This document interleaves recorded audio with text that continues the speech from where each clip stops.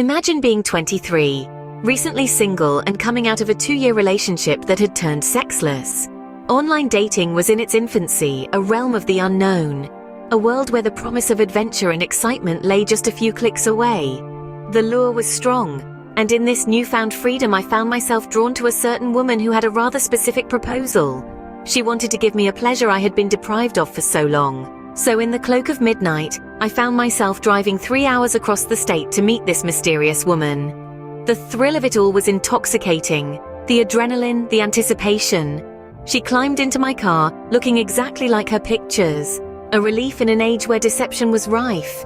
And then she got right down to business. The intensity of her actions took me by surprise. I found a release I hadn't experienced in years, a feeling of euphoria washing over me. She was insatiable, swallowing my pleasure and asking for more. This sparked something in me, an awakening, a rejuvenation. I was ready for round 2 in an instant. We moved to the back of the car, a makeshift boudoir under the starlit sky. Her lips worked their magic again, and in a haze of pleasure I found myself uttering, "Get on top." No protection, no second thoughts. She obliged. She rode me, and it was a revelation. All the hype and fuss about sex, and I found myself thinking, is this it? Why do people make such a big fuss about this? Time seemed to stand still, and I found myself lasting longer than usual, the earlier release having taken the edge off.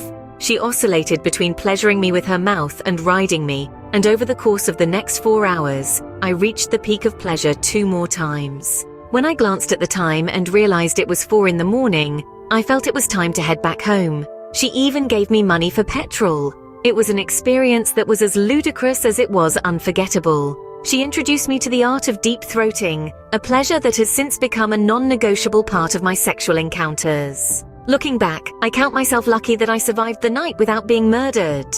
And here's the twist. I got back with my ex not long after that encounter. We've been together for 8 years now. Our sexual encounters? 4 times. The story of that fateful night serves as a reminder that life is full of unexpected turns. And sometimes, the most memorable moments come from the most unlikely of circumstances.